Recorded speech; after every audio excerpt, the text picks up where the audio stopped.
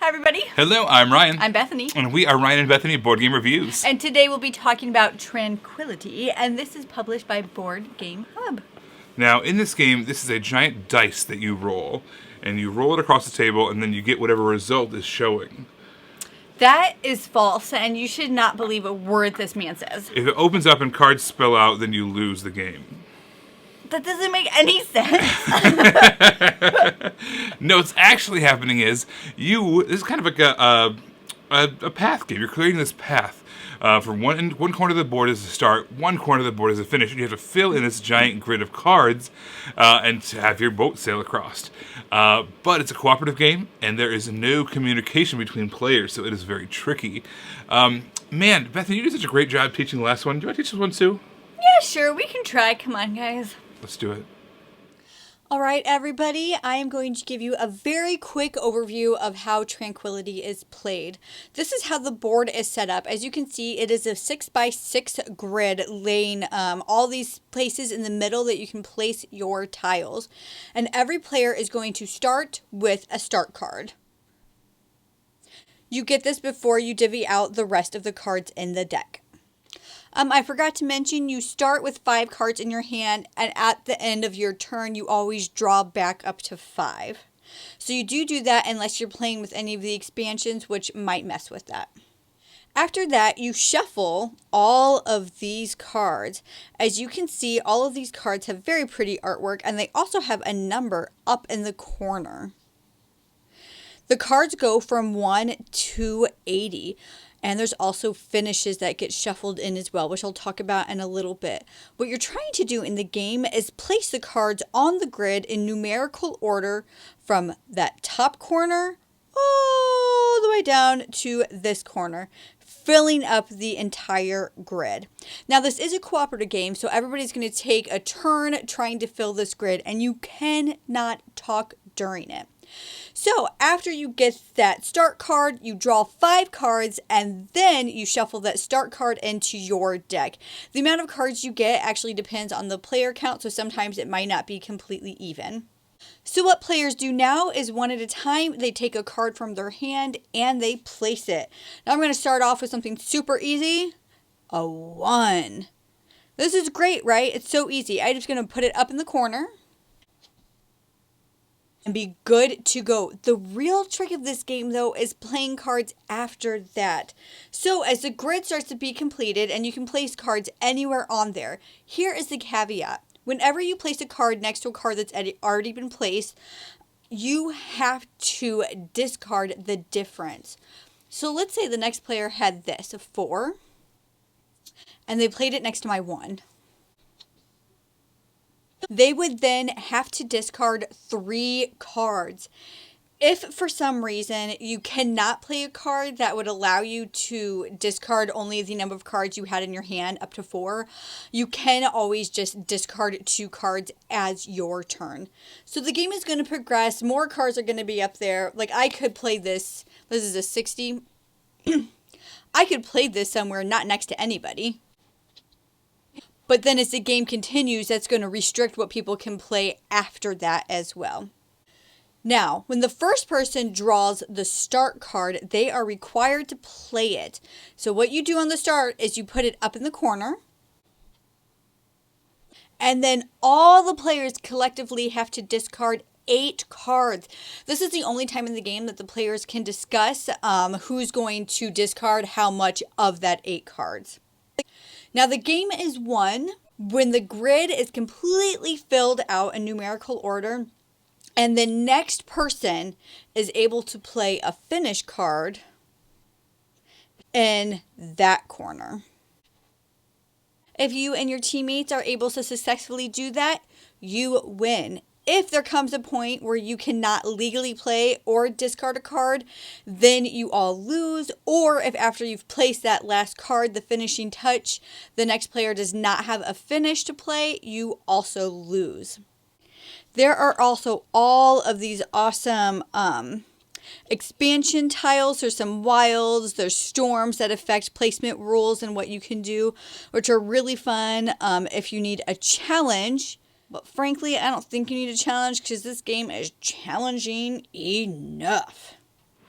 So it was so tricky in this game that when you discard cards, you're discarding them face down. So your teammates have no idea what you got rid of, and you have no idea what they got rid of when they play a card. So you're really hoping for those tiny gaps so you don't have to get rid of anything. And I thought it was creative that even when you're discarding, you will always at the very least get rid of 2 cards. So you can discard 2 cards, but if you play 1 card with 1 space, you've still got rid of 2 cards, the card you played and the card you're discarding. Tricky game. I saw what you did there.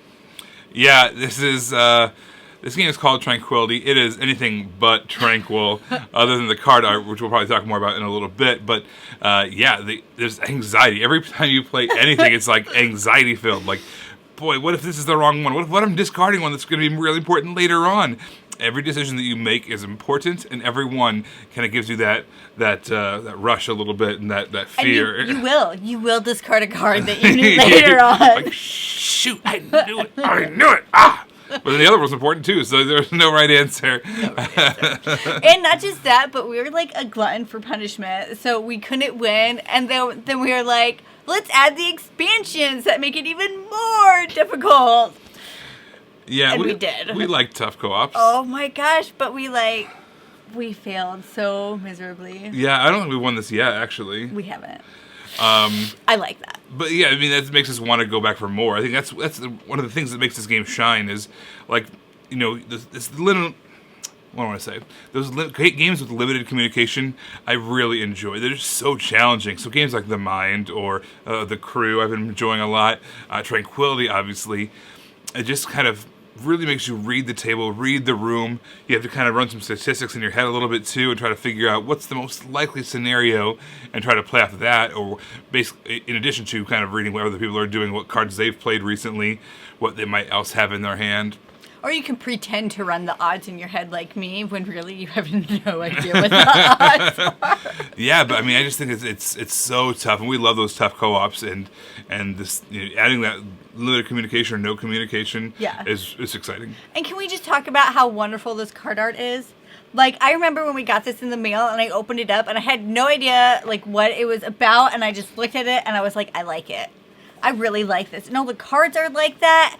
I think the artist, his Tristan Rosen, I think, was the artist's name. And I just really, really was drawn to it. And how everything was like morning and night. And there's creatures in all these cards. Like on the side here, there's a bear. And usually on the night side, there's like, they're there too in a different place, sleeping or something. It's just, I don't know. I was looking at all the things. So it didn't bother me that I was losing all the time because I could look and look for all of these things that were in there.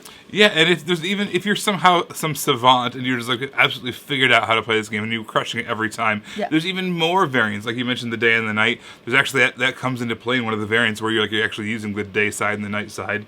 So yeah, there's just a ton of game in this little cube of cards and tiles. This is a game that we've had a ton of fun playing. There's not a lot of co-ops that we didn't play recently for whatever reason. This is the one that keeps on coming up, and I am not upset about that because I like it. And sometimes when you lose co-ops so frequently, it's like, or any game for that matter, it's like, okay, that was fun, let's put it away, go on to the next one. No, but this one, when I lose this game, I am encouraged to go back and try it again. It's like, I want to keep on trying it. It's like, oh, you know what? I can try something different this time. Or, you know what? I figured it out. There's a system there, or, whatever it is, and then you're ready to go. You're ready to charge in again. And I love that kind of, a game that makes you want to come back for more. That's a sign of a good game to me. Yeah, I agree with everything that Ryan said. When we play and we lose, I'm not even frustrated because I feel like I can get it this time. Like, we can do it again because I think I know what I did wrong and I think I can fix it. It's like, you can't, but it still gives you that feeling. Like, even though you lose, you're still left optimistic that you can still come back and win. And this game's staying. It's definitely staying in our collection. Just so you know, this game's staying in our collection. I'll just put it right. I'll put it in there somewhere. Yeah. So this game is definitely staying in our collection because I really enjoyed it. Well, guys, thank you so much for watching. Make sure to subscribe to us here on YouTube. And you can also find us in all the places. On Facebook, we are Ryan and Bethany Board Game Reviews. On Instagram, we are Ryan and Bethany. And on Twitter, we are Ryan and Bethany 1. Everybody, thanks so much for watching, and we will see you next time. Bye guys.